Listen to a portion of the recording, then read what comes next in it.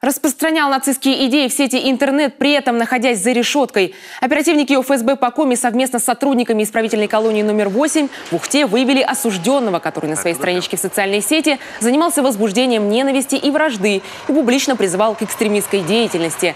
36-летний уроженец Петербурга весной 2016-го получил 4-ю судимость, на этот раз за сбыт наркотиков, и оказался в колонии особого режима в Ухте. Поскольку он уже давно входил в нацистскую группировку и в прежние годы принимал участие в акциях и митингах праворадикалов, попав за решетку, продолжил запрещенную деятельность. Осенью 2017 года создал страничку в соцсети, стал выкладывать туда фотографии, аудио, видеофайлы российского и ксенофобского толка.